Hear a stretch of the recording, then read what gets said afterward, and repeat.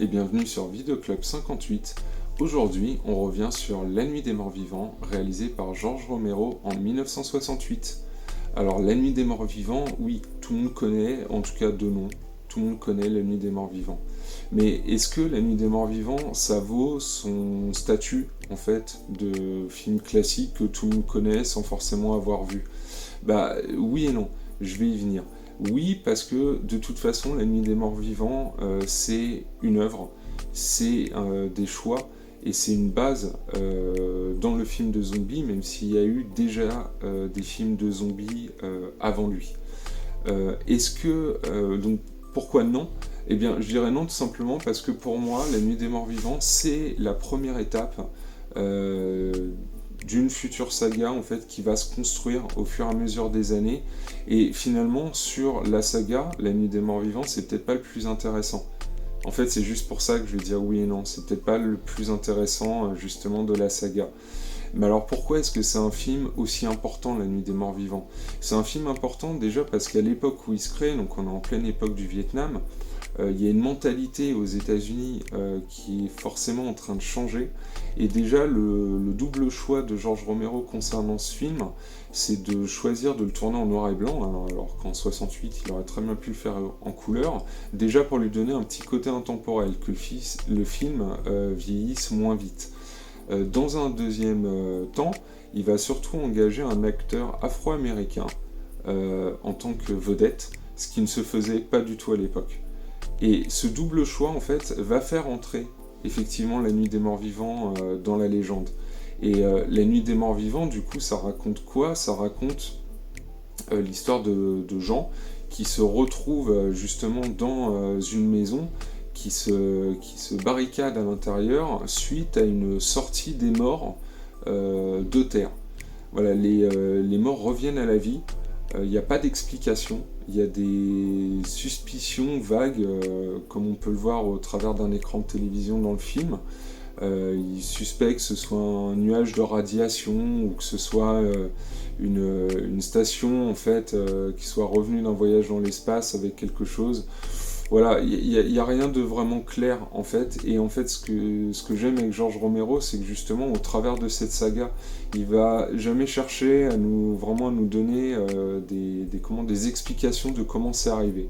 Vous avez des théories dans les films, voilà, qui peuvent surgir comme ça de temps en temps, mais de toute façon, ça n'a pas d'importance en fait comment c'est arrivé, puisque ce qui est important, c'est ce qui se passe tout court.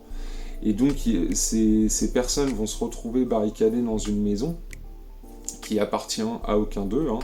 Et en fait, ce que va nous montrer George Romero dans le film, c'est pas vraiment les zombies, parce que les zombies sont autour de la maison, on sait qu'ils sont là, ils sont une menace, mais les personnages vraiment les plus importants restent les personnages qui sont barricadés dans la maison.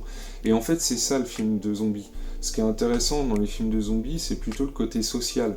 Comment est-ce qu'on va se comporter les uns avec les autres dans une situation de crise où on sait qu'on va possiblement y rester. Et en fait, c'est là où les caractères des uns et des autres ressortent, le besoin de contrôler une situation qui, de toute façon, est incontrôlable.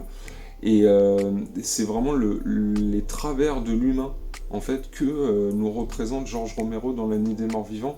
Et c'est en ça que La Nuit des Morts Vivants est un film fondamental de l'histoire du cinéma d'horreur, mais aussi du film de zombies tout court, puisque de toute façon cette thématique va se retrouver quasiment systématiquement dans tous les films de zombies, y compris dans les grandes séries connues comme The Walking Dead. On va se concentrer sur les personnages humains et sur leur rapport les uns aux autres, que ce soit leur question de supériorité ou sur la gestion de la nourriture ou les règles à adopter. Est-ce qu'on se base sur un ancien système existant, ou est-ce qu'on en crée un nouveau?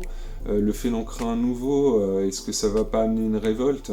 Alors que dans les faits, on est quand même dans une période où il vaudrait mieux qu'on se serre les coudes plutôt que de se battre les uns les autres.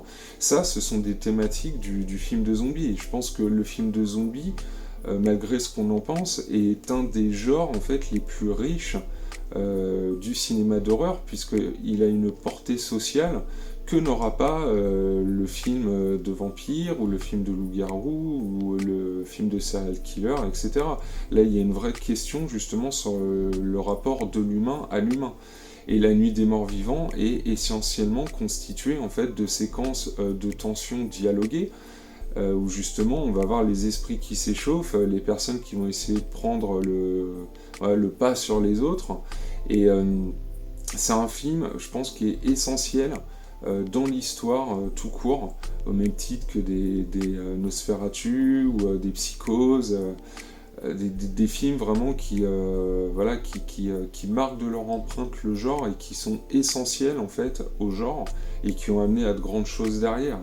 La Nuit des Morts Vivants, voilà, il a quand même de l'âge maintenant, en 1968, mais c'est un film fondamental qu'il faut au moins avoir vu une fois.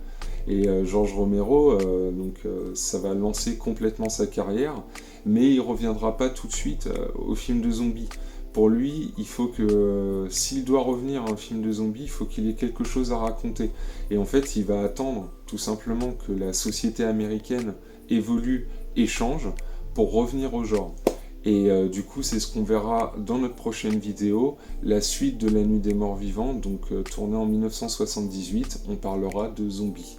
En tout cas, avec La Nuit des Morts Vivants, je vous souhaite un bon visionnage, un bon film, et je vous dis à très bientôt pour une nouvelle vidéo.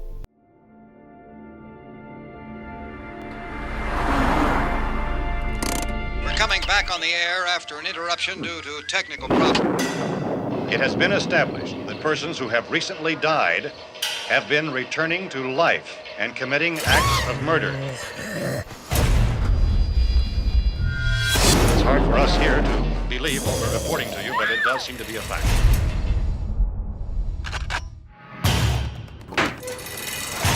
What's happening? Murder victims show evidence of having been partially devoured by their murderers. What's happening? Chief, do you think we'll be able to defeat these things? Yeah, they're dead. They're all messed up. We're safe in here. For how long, honey? Good luck.